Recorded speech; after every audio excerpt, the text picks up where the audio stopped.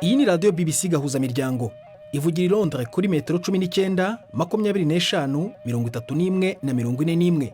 Ivugira ku mirongo ya FM mu karere k'ibiyaga bigari no kuri interineti kuri bbcgahuza.com.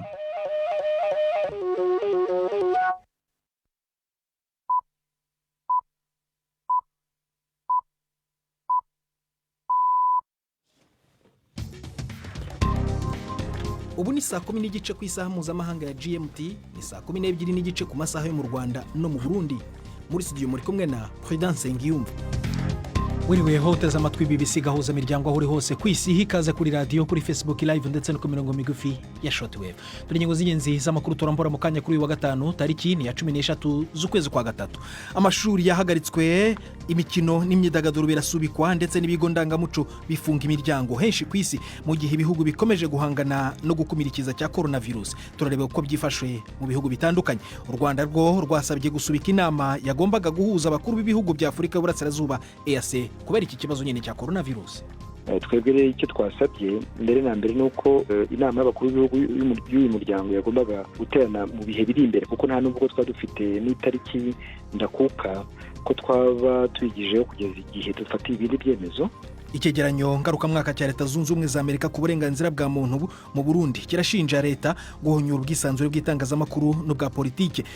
Ntibibagirwe n'abazamuganga ndetse n'imikino muri ibiganiro yowe na Florentine Kwizera.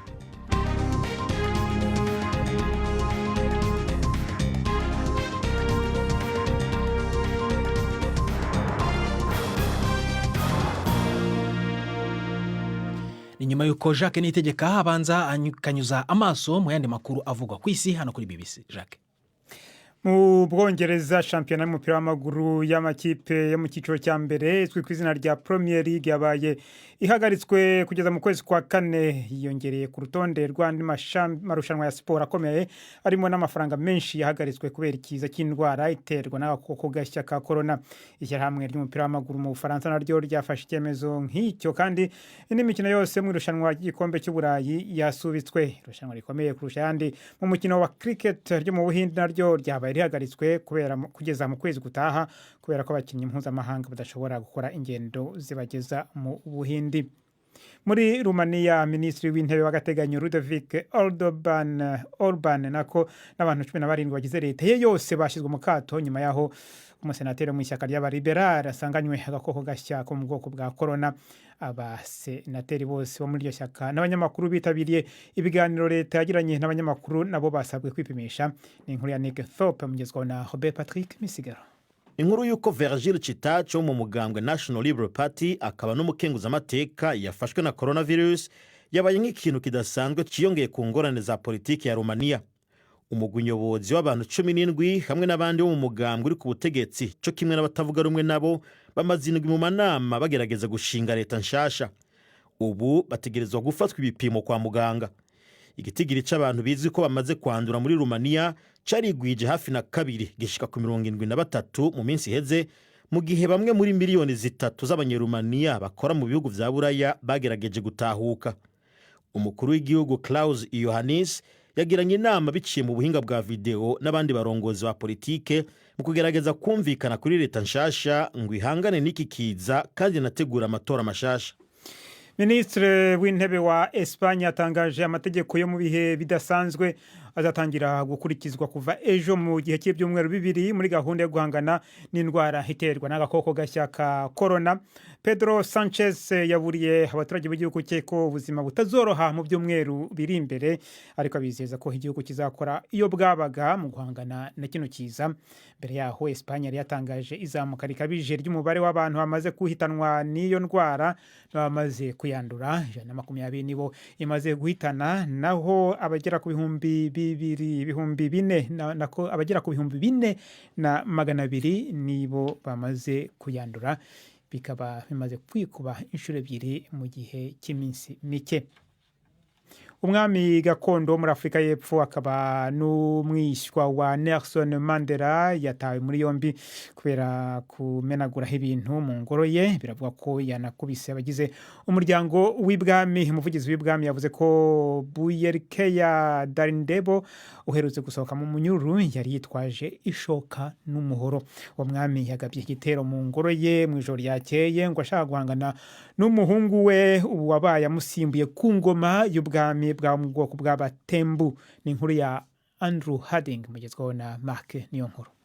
Amasanamu ya video yerekana uyu mwami adatekanye muri kino gihe yicaye hanze y'ikirimba ciwe mu gatondo ka kare asogota agatabi yitonze, mu nyuma naho asomborotsa igipolisi ngo kimuhagarike. Umwami Darinda yaheruka kumara imyaka 4 mu ibohero mu nyuma yo kwagirizwa gukubita abayoboke biwe no gutuja amazu yabo mu myaka y'1990.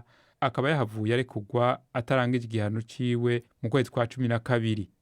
Umuryango wiwe waragerageje kumukura muri ayo mabanga ugena umuhungu wiwe ngo abe aramusubiriye. Mu ijoro ryakeye havuzwe amakuru y'uko umwami yarakaye agasambura ibintu. Hakaba havugwa ko yateye akoresheje imbezi umuhungu wiwe akongera agasambura ivyumba vyinshi biri ku kirimba. Co kimwe n'abandi bantu benshi bo mu miryango y'abami aho muri Afurika y'Epfo, Darinde yarakunze guhaririza ubutegetsi bwa leta. Ariko igipolisi cya Afurika y'Epfo uyu munsi cyamufashe. Umwami ubu akaba ari mu ibohero. Umujenerali uri mu kiruhuko cy'izabukuru muri Uganda uvuga ko hazahangana na Perezida Yoweri Museveni mu matora y'umwaka utaha yatawe muri yombi. General Henry Tumukunde hakana ibyaha aregwa byo kugambanira igihugu, akavuga ko ari ibihimbano. Inzego zishinzwe umutekano zasatse iwe mu rugo no mu biro bye mu murwa mukuru Kampala. Arashinjwa kuvuga amagambo mu itangazamakuru ngo agamije gukangurira abanyagihugu gukora ibikorwa by'urugomo. Muri 2005 yafungishijwe ijisho iwe mu rugo mu gihe cy'imyaka myinshi amaze kwanga gushyigikira icyemezo cyatumye Perezida Yoweri Museveni yemerwa kongera kwiyamamaza mu matora ataha.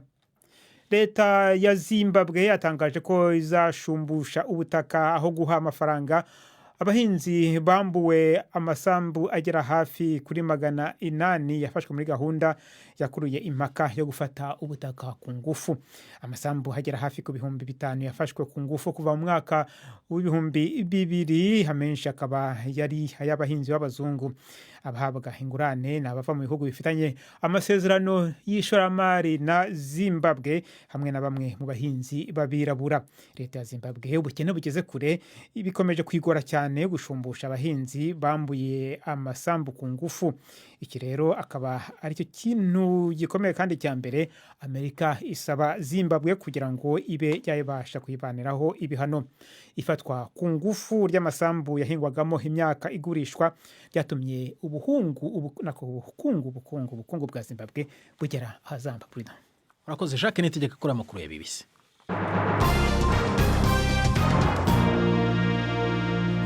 Ikaze ku makuru arambuye duhera hano ku mugabane w'Uburayi yibanda ku ndwara ya coronavirus. Amashuri yahagaritswe, amasomo, imikino n'imyidagaduro birasubikwa ndetse n'ibigo ndangamuco bifunga imiryango henshi ku isi mu gihe ibihugu bitandukanye bikomeje guhangana no gukumira ikiza cya coronavirus. Muri Leta Zunze Ubumwe za Amerika amaleta 6 yasabye amashuri guhagarika amasomo mu gihe cy'ibyumweru 2 uhereye ku wa mbere w'icyumweru gitaha. Ububirigi bwatangaje ingamba zikarishye zitarimo gufunga amashuri gusa ndetse ahubwo n'amaresitora ndetse n'andi mazu y'ubucuruzi nkaho abantu bagurira agakawa.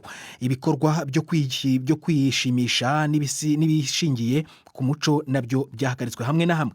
Imikino yose y'umupira w'amaguru mu marushanwa y'Uburayi nka Champions League ndetse na Europa League yahagaritswe. Inkuru ya Florentine Kwizera irareba ubukana bw'iki kibazo mu bice bitandukanye ku isi. Mu mareta ya Ohio, Michigan, Oregon, Maryland, Kentucky na New Mexico bamaze kubarirwa yuko amashuri aguma yugaye n'imiburiburi ikiringo c'indwi 2 kuva ku munsi wa mbere. Leta ya Washington yari imaze kugara amashuri mu turere 3. Mu Faransa amashuri azokugara ikiringo c'imisi 15 naho mu Bubiligi badoshikana ku Ipasika. Mu Budagi leta ya Bavaria na Saarland yamenyesheje yuko naho nyene amashuri azokugara kugeza mu mpera z'ikiruhuko c'Ipasika, no kuvuga mu mpera z'ukwa kane. No mu mugwa mukuru Berlin amashure azokugara kuva mu ndwiza. Mu Buhinde amareta ya Uttar Pradesh na Bihar hamwe na Karnataka yarugaye amashuri mato mato n'ayisumbuye. Ibi bikaba byagize ingaruka ku banyeshuri baharugwa muri za miliyoni 10. Leta y'Ubwongereza yo yamenyesheje yuko ikibazo cyo kugara amashure kiriko kirihwezwa, ariko bagendera ku nama bahabwa n'abahinga babereka yuko kugara amashure bishobora kugira ingaruka zisumba ico vyoshobora gufasha baravye uko ibintu bihagaze muri kino gihe. Ariko babujije ingendo zose z'abanyeshure mu mahanga, kandi n'ufashwe n'inkorora canke yumvise umucanwa bisabwa yuko aguma muhira mu kiringo kitari munsi y'iminsi 7. Inkino zari zimirije z'imigwi yabaye iya mbere wayo ku mugabane wa Buraya, Europe's Champions League na Europa League nazo nyene zungurujwe. Ubwongereza ku ruhande rwabwo bwahagaritse Premiership gushika ku itariki 3 z'ukwezi kwa 4. Nubwo bimeze gutyo ahandi henshi ku isi, ariko mu Rwanda ho hataragaragara ubwandu bwa coronavirus, imyiteguro yo kwakira inama mpuzamahanga ihuza ibihugu byahoze bikolonijwe n'Ubwongereza izwi nka CHOGM irarimbanyije. Iyi nama ihuriramo abakuru b'ibihugu n'amareta barenga 50 barimo nabo mu byagaragayemo iyi virusi nk'Ubwongereza ndetse na Afurika y'Epfo. Abategetsi mu Rwanda ariko bavuga ko bakomeza gukurikiranira hafi iby'iki cyorezo, ariko ko kugeza ubu badafite impamvu zatuma bumva ko iyi nama itazaba nk'uko biteganyijwe mu kwezi kwa 6.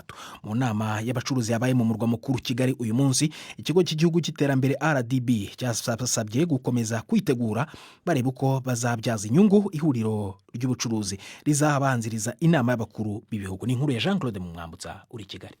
Hasigaye amezi 3 gusa ngo u Rwanda rwakira intumwa zibarirwa mu 7,000 zizitabira inama ihuza ibihugu 54 bihuriye ku rurimi rw'icyongereza cyangwa se byakoronijwe n'Ubwongereza.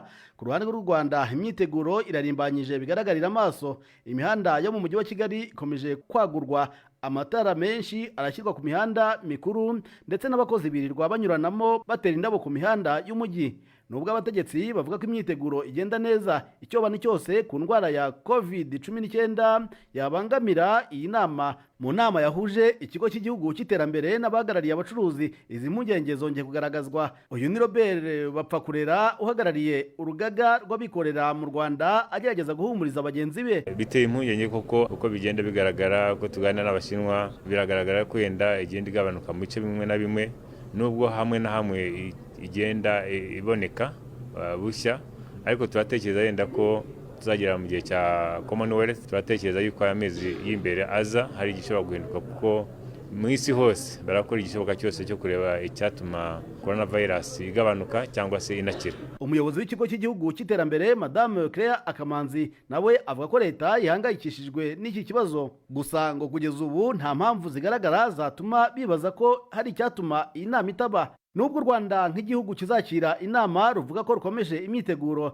bimwe mu bihugu bigomba kuyitabira byatangiye gufata ingamba zishyira imbere kwirinda impamvu zituma abantu bahurira ahantu hamwe ari benshi. Nk'Ubwongereza bwamaze guhagarika imikino y'irushanwa ry'umupira w'amaguru mu rwego rwo kwirinda ko imbaga y'abakunzi b'uyu mukino bakomeza guhurira ku bibuga. Ikindi cyasa n'igitangaje ni uko u Rwanda rukomeje kwitegura inama ya Commonwealth mu gihe rwamaze gusaba ko hasubikwa inama ya 21 y'abakuru b'ibihugu bya Afurika y'Iburasirazuba, agace katarageramo iyi virusi cyane ugereranije n'ibindi bice by'isi. Leta y'u Rwanda ivuga ko yateganyije akayabo ka miliyari 20 z'amafaranga y'u Rwanda yo gushora mu myiteguro y'iyi nama. Aya azakoreshwa mu kwitegura kwakira abakuru b'ibihugu bajya kuri 20, kwagura imihanda no gusukura umujyi. Jean Claude Mwambutsa, BBC Gahuzamiryango i Kigali. Nk'uko byumvise muri iyo nkuru ya Jean Claude Mwambutsa, ibikorwa by'inama y'Uburasirazuba bwa Afurika EAC byagombaga guhuza abakuru b'ibihugu byasubitswe kugeza mu gihe kitazwi. Mu ibaruwa Minisitiri w'Ububanyi n'Amahanga w'u Rwanda Vincent Biruta yandikiye ubuyobozi bwa EAC, BBC yabonye yasabye isubikwa ry'iyi nama ko ryari riteganyijwe mu kwezi ryari riteganyijwe kuba ikaba isubitswe kubera impungenge z'icyorezo cya coronavirus. Twashatse kumenya ibirambuye kuri iyi baruwa mvugana na Olivier Nduhungirehe, umunyamabanga muri leta muri Minisiteri y'Ububanyi n'Amahanga. Ntangira mubaza icyatumye basubika iyi nama, basaba gusubika iyi nama.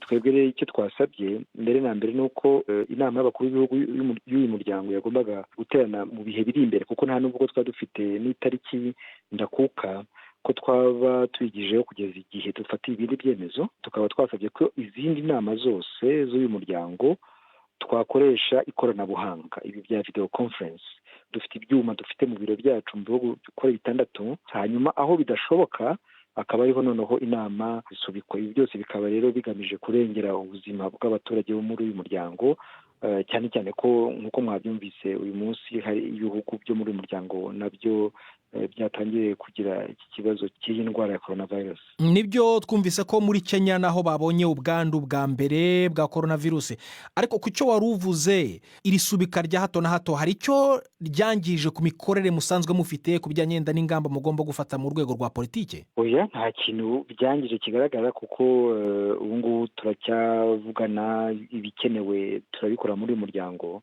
ariko nk'uko mubizi ubwa mbere byasubitswe kubera ubusabe bw'igihugu cya Tanzania, ubwa kabiri bisubikwa kubera ubusabe bw'igihugu cya Sudani y'Amajyepfo, none ubu ngubu ni ikibazo kijyanye n'ubuzima. Ni ibintu bikenewe muri iki gihe dufite iki kibazo cy'ubuzima muri uyu muryango. Nk'uko mubizi kugira ngo inama ziterane ni uko ibihugu byose uko ari 6 bigomba kuba bihari. Iyo kimwe kibuze bivuze ko iyo nama idashobora kuba, kandi nko mu Rwanda hari ibyemezo byafashwe bigamije kugabanya ku buryo bushoboka ingendo z'abayobozi n'abakorera leta mu mahanga kugira ngo twirinde iki cyorezo. Iki cyemezo cyo gusaba isubikwa ry'inama y'ibihugu bya Afurika y'Uburasirazuba gifashwa ariko mu gihe hari n'ibindi bikorwa bihuriramo abantu benshi bigikomeje gutegurwa. Aha ndavuga nk'inama ya CHOGM izahuza ibihugu mu muryango uhuriwemo n'ibihugu byahoze bikolonizwa n'Ubwongereza n'ibindi byawugiyemo birimo nk'u Rwanda. Kuba ibi bikorwa bikomeje gutegurwa kandi nabyo birimo abantu bazaba ari benshi, hari abantu bashobora kubona ko ari ibintu bivuguruzanya. Kuki iyo mutayihagaritse? Ntabwo bivuguruzanya kubera ko iyi nama y'abakuru b'ibihugu ya East African Community yagombaga kuba mu kwezi gutaha, nubwo itariki yumvikanyeho, ariko iyi nama ya CHOGM yo izaba mu mpera z'ukwezi kwa 6. Imyiteguro iracyakomeza, ariko nyine tuzakomeza tugenzure neza uko iki cyorezo gikomeza, kuko iyo nama ntabwo izaba ejo bundi, ahubwo izaba mu mpera z'ukwezi kwa 6. Muri iki gihe havugwa nuko gishobora kugira ingaruka ku bukungu bw'ibihugu byinshi.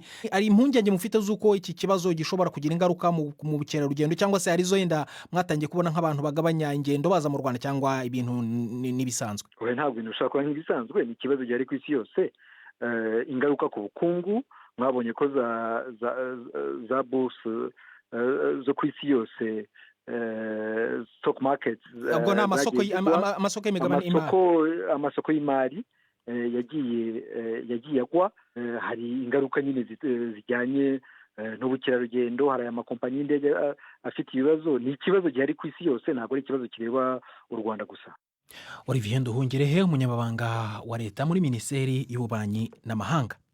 Mu Burundi, leta y'u Burundi yemeje itegeko riheruka gutorwa mu nteko ishinga amategeko riha Perezida Pierre Nkurunziza izina ryo kwitwa imboneza nkuru mu kuzirikana, mu gukunda no gukundisha igihugu. Ni iri tegeko riha ububasha Petero Nkurunziza bwo kugishwa inama ku bibazo bireba ubuzima bw'igihugu, birimo gutsimbataza ubusugire bw'igihugu ndetse n'ubumwe bw'abarundi. Ibindi tubibaze Mark Niyonkuru.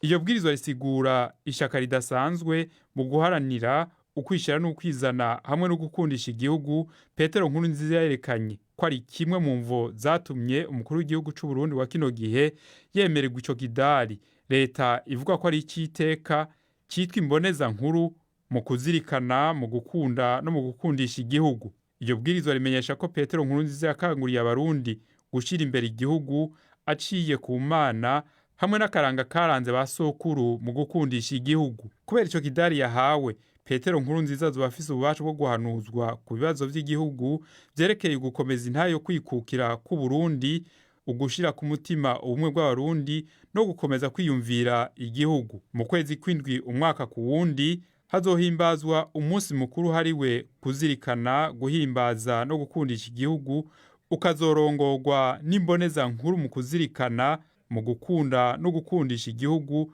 no kuvuga Petero Nkurunziza nyene. Iryo bwirizwa ryatanguye kuja mu ngiro itariki 10 z'ukwezi kwa 3, rikaba ririko ibidodo bibiri: ic'umukuru w'igihugu Petero Nkurunziza ubwiwe nyene hamwe n'umushikiranganje w'ubutungane Aimé Laurentine Kanyana. Mu kwezi guheze, igihe baharira ibijanye n'iri bwirizwa, abashinga amateka bashigikiye iyo ngingo nabo bavuze ko yagarukanye amahoro mu gihugu kandi yakoze ibikorwa byinshi na cyane cyane mu kugarukana umutekano inyuma yo gutosekara mu mwaka wa 2015. Umushinga amateka Fabien Banshijyanino yari umwe mu banegura iryo bwirizwa, akaba bimenyesheje ko hihwejwe ingene agateka kazina muntu kasubiye inyuma, ibiturire n'ibindi bibazo bijanye n'ubuzima bw'igihugu byaranze igihe Petero Nkurunziza amaze ari ku butegetsi ko atarakwiye gufatwa nk'akarorero. Iyi ni BBC Gahuzamiryango urayumva kandi kuri bbc.com, kuri Facebook uratwumva unatureba, jya kuri Facebook ushakishe BBC Gahuza. Saa moya 0:11 mu Rwanda no mu Burundi. Mu kanya turagaruka mu Burundi. They want to check the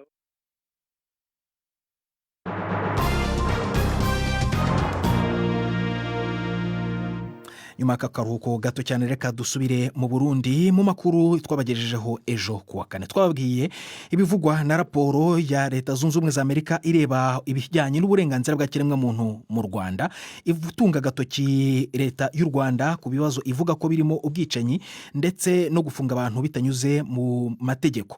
Uyu munsi turareba uko iyo raporo ivuga ku bijyanye n'u Burundi, ikaba muri rusange itunga agatoki Leta mu bijyanye no kwibasira abatavuga rumwe na Leta y'u Burundi ku bikorwa byakomeje mu mwaka wa 2019 nubwo ishima icyo gihugu uburyo cyafashije impunzi.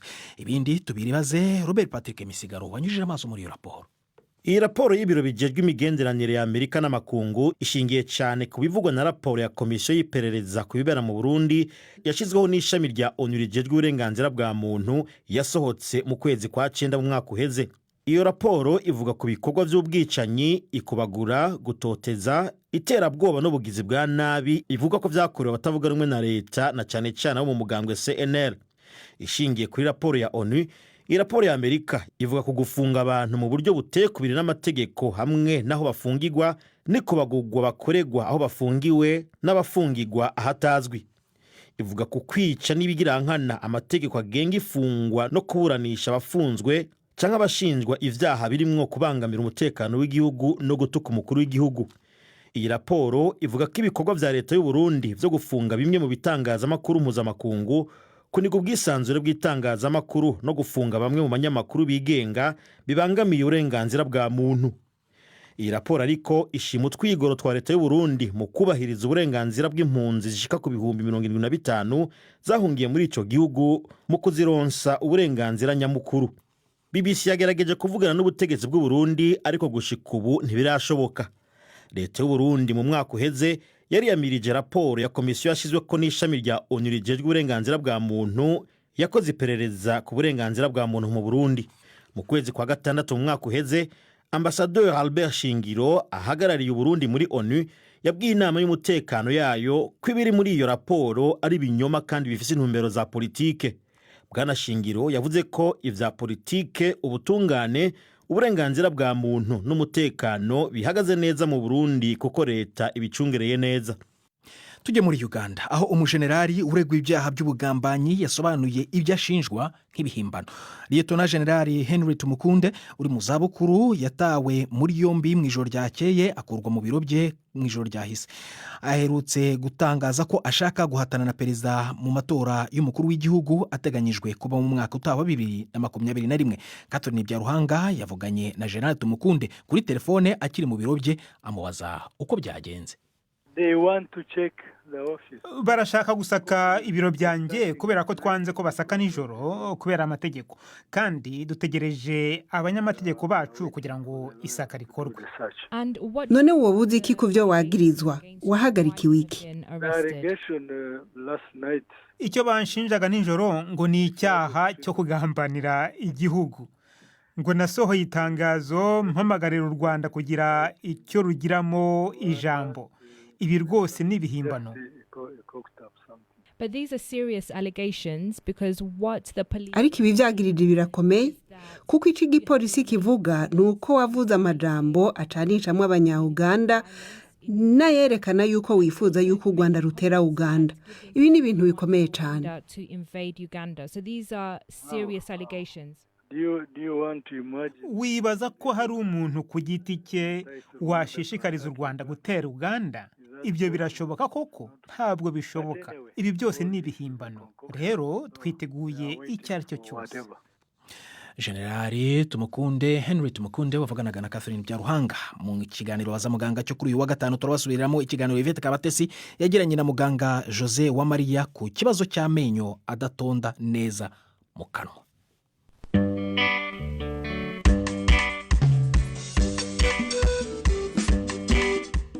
Kugira amenyo y'impingikirane cyangwa atari ku murongo neza ngo bishobora kugira ingaruka kuri nyirayo. Turi kumwe na muganga Jose Uwamariya mu ishuri rikuru ry'ubuvuzi rya Kigali. Ku byerekeranye n'ayo menyo atari ku murongo, icya mbere gishobora kubitera no kugira urwasaya rutoya. Iyo ari umwana aba afite urwasaya ruringaniye, yakuka amenyo, urwasaya rutarakuze neza, amenyo akaza ari manini, akirundarunda nyine agahingikirana. Ikindi cya kabiri gishobora kubitera ni igihe yameze amenyo adahagaze neza, yitambitse, mbese akamerera mu mwanya utari uwayo. Hari nanone ibindi twakwita ko amenyo atari ku murongo neza ariko atari impingikirane, nk'igihe n'inzasaya zombi zidahura neza. Urugero nk'urwasaya rwo hejuru ruri imbere cyane kurusha urw'inyuma. Abo ni ba bantu usanga bafite nk'amenyo asohotse hanze ku buryo atabasha no kubumba umunwa neza, cyangwa ugasanga urwasaya rwo hasi rwaciye ku rwasaya rw'imbere, ugasanga bisa n'ibibusanya. Nabwo icyo gihe tubashyira mu rwego rw'abantu bafite amenyo atari ku murongo neza. Ibyo ngibyo ariko niko abaremye. Ikindi gishobora kubitera nanone kigatera ibyo by'amenyo asohoka hanze cyangwa hakazamo imyanya minini idasanzwe, nk'umwana iyo yariye urutoki cyane cyangwa akarya ururimi cyangwa agakoresha za biberi igihe kirekire cyangwa twatundi baha abana twa madanganya, nabwo ashobora gutuma urwasaya rwe ruhinduka. Ugasanga icyo gihe amenyo yaje imbere hanze, cyangwa se hari nk'ahantu amenyo ubona yasohotse yasumbye ayandi. Ariko hari ikindi nanone twavuga ko amenyo atari ku murongo bisanzwe, igihe nanone amenyo atatanye cyane cyangwa harimo inyinya nini cyane, nabwo ruba ari mu rwego rw'amenyo atari ku murongo neza. Hari ubwo abo bantu bababara, bigenda bite? Akenshi bashobora no kubabara, cyane cyane ko wenda tuvuze ku menyo ahingikiranye, mu buryo bwo kuyoza biba biruhanisha, kuvuga ngo ashobora gukurura uburwayi bwo kumungwamo hagati. Ikindi nanone n'iyo ndwara itaza, amenyo agenda ashyira ingufu zidasanzwe ku yandi, nk'icyo twakwita akayishyiraho pressure. Icyo gihe nabyo bishobora kumubabaza, ndetse atari no mu menyo gusa, ndetse hari n'igihe ababara mu gutwi cyangwa akababara umutwe w'uruhande rumwe. Uretse se kubabara uko, hari izindi ngaruka bishobora kumutera z'ubuzima? Kenshi cyane agira kumva ashaka nko guhumekera mu kanwa kubera ko batabasha kubumba umunwa neza. Ibyo nabyo bishobora gutuma agira umwuka mubi mu kanwa, bishobora gutuma adasinzira neza kubera kwikanga buri gihe. Ikindi nanone ahorana ipfunwe nk'iyo afite amenyo ahingikiranye, ahora yumva adashaka guseka. Ikindi nanone nk'ayo menyo aba atsindagiye nk'ahantu hamwe, ashobora kuzaho uburwayi hejuru y'umuzi, nk'ibyo wenda twakwita amakisite. Ikindi nanone gishobora kumubaho ni ukutabasha guhekenya neza, cyangwa se agasanga yatangira kurya kubera ko amenyo yatagenda ahura neza, ugasanga akenshi ariruma ku munwa, ariruma ku rurimi. Ikindi nanone amenyo ye kagahu ko hejuru gaporoteja iryinyo cyangwa karirinda uburwayi kubera guhekenya nabi, cyangwa guhura amenyo agahura mu buryo butari bwo, kagenda gashiraho. Ibyo ngibyo rero nabyo bituma agira ubushagarira inshuro nyinshi cyane, ugasanga amenyo yaramuryaryata kenshi. Ubwo rero ayo menyo wenda agerekeranye cyangwa se atari ku murongo neza, nimba atera ibyo bibazo by'ubuzima bwo mushobora kubikosora? Rero ari amenyo hari igihe arakosorwa rwose, hashobora kuzamo uburyo bwinshi bwo kuyakosora. Cyambere nk'ayo ngayo atagira umwanya y'inyuma cyane cyane ya muzitsa, ashobora gukurwa kugira ngo ayandi asigaye yisanzure. Ayandi y'impingikirane ashobora gushyirwa ku murongo, iyo bikabije nabwo hari ayo bakura amatara y'ingenzi, ayandi akajya ku murongo akamera neza. Ayandi nanone adahura neza, nabwo hari amapare yambara, amenyo akagenda ajya ku murongo neza. Hashobora no kuza uburyo buhambaye iyo ari umuntu ufite nk'ubwo bumuga yavukanye bw'inzasaya zisumbana bikabije, nabwo hashobora kuzaho uburyo bwo kuyakosora, hajemo kubaga cyangwa kongera urwasaya rwe. muganga Jose Uwamariya waganiraga na Yvette Kabatesi nawe utugejeje ku musozo w'amakuru yacu kuri wa gatanu. Gusa nakubwira ko nimba ari bwo gifungura radio yawe ikibazo cya coronavirus gikomeje gutuma ibikorwa byinshi hakurya no hino ku isi bifunga nk'amashuri hirya no hino. Ejo kumva n'imvano muzumva ibibazo byanyu muzabaza muganga, muzamuri kumwe na mugenzi wanjye Felenga Kuwa. Utabasha kumva amakuru jya kuri bbc.gahuza.com. yarayobowe na Florentine Kwizera ndi Prudence Ngyumva, twafashijwe na Martin Becker ku buhanga bw'ibyuma. Wakozwe bitemo BBC Gahuzamiryango. Urarahari cyane impera z'icyumweru nziza.